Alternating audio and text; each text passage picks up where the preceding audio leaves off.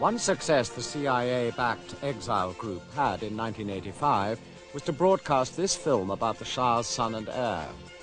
From a secret transmitter, they managed to interrupt Iranian television in some parts of the country.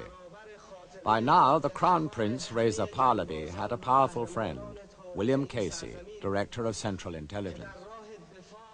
On one of Mr. Pahlavi's visits to the United States in 1983, a lunch was given on his honor.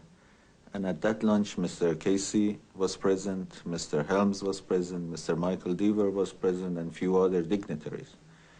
And Mr. Casey drank to His Majesty's health and his happy return and his successful return into Iran. William Casey was actually involved with the other side in Iran as well. Casey wanted to continue CIA covert action against Nicaragua, but was blocked by Congress. Casey saw that secret arms sales to Iran was a way of distancing funding from the formal structures of the CIA at Langley. The plan was implemented by the White House, but some people at Langley helped Casey, and when this came out, his predecessor was appalled.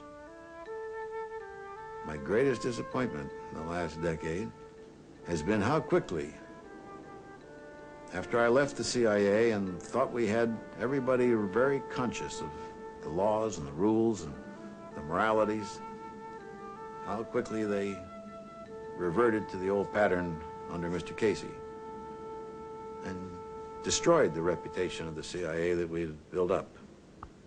And it's inexcusable. These people knew better, but they were still so ingrained in the old attitude that whatever we have to do to get whatever we need to know can be justified, legal or illegal. And that's just wrong. And it doesn't produce good intelligence either. I can sit back in my office in the CIA and make a very deliberate, considered decision to do the dirtiest thing I think we ought to do, just as well as some cowboy agent can make it out in the field. In fact, I can do it a lot better. You don't have to equate control with inhibition. You can be daring, but under control.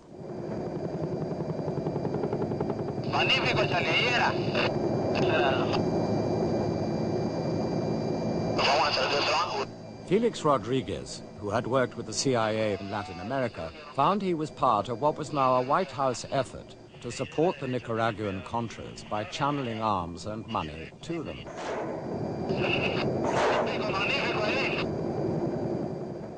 But at the time, we didn't even know the enterprise existed. We thought it was donation arriving, and somehow they were channelizing this down there for the resistance.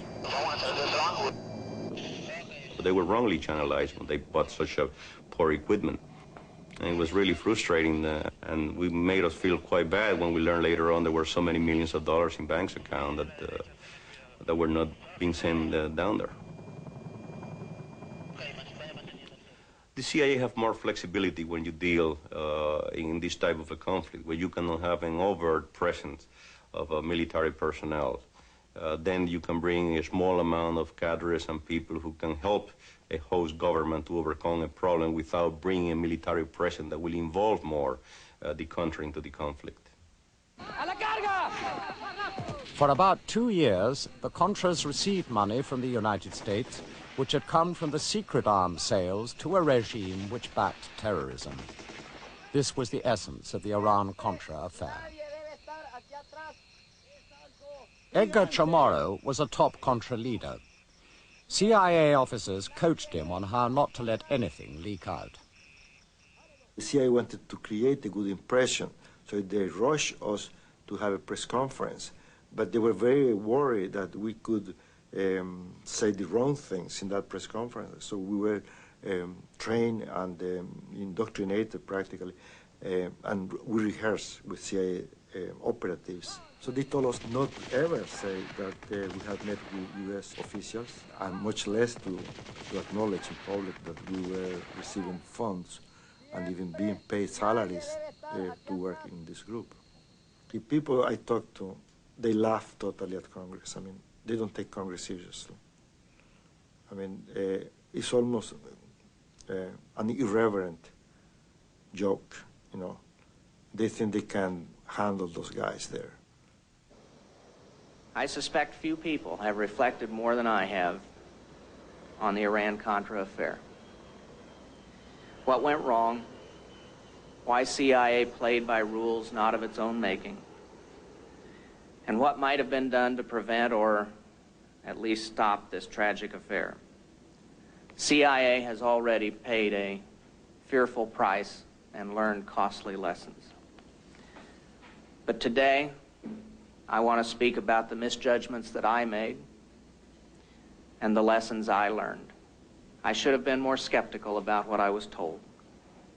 I should have asked more questions, and I should have been less satisfied with the answers I received, especially from Director Casey.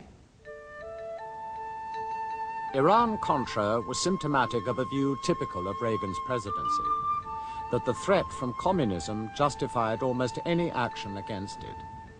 This generated a fierce debate within the CIA, sharpened by changes in the Soviet Union in the late 1980s.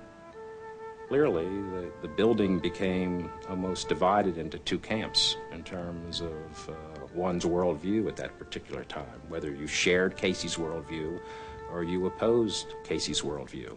And this is probably the worst way to do analysis. Some CIA analysts openly criticized Robert Gates for sharing Casey's worldview. Gates's role in this activity was to corrupt the process and the ethics of intelligence. Goodman even testified against Gates at congressional hearings. He was Bill Casey's deputy. He clearly had views about the Soviet Union that turned out to be incorrect. He seemed to have scorn for the ideas of many of us who worked on the Soviet Union very closely, who had ideas that turned out to be correct in hindsight. The threat from Moscow rapidly receded in the late 1980s, but spying continued. В середине 80-х годов in recent times, employees of the KGB detected a very complicated, very precise technical spying system at a railway station not far from Moscow. It was equipped by the Americans and put in a huge container. This camera was found there, and this camera would work in response to special signals from two automatic receivers reacting to special radiation signals.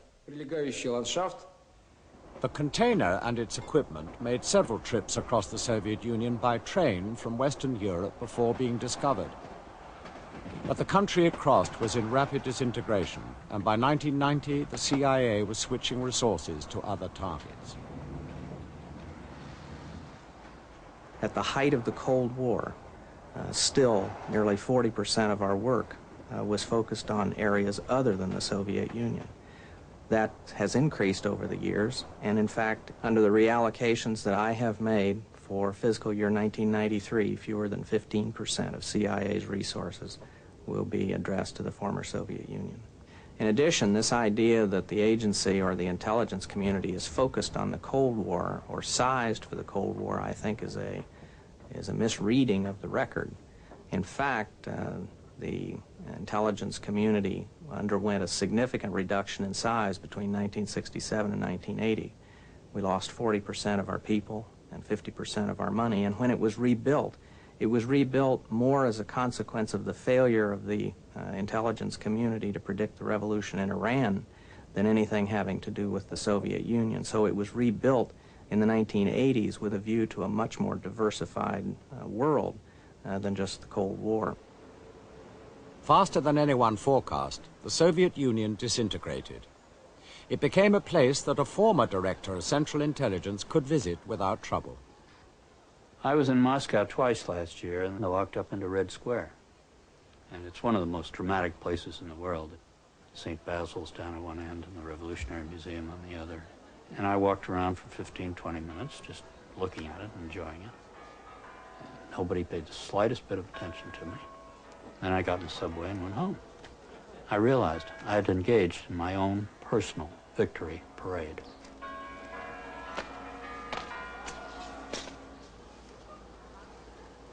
Colby's visit was symbolic of an enormous change. The one-time head of America's Secret Intelligence Service was going to lecture his old adversaries about his experiences in the CIA.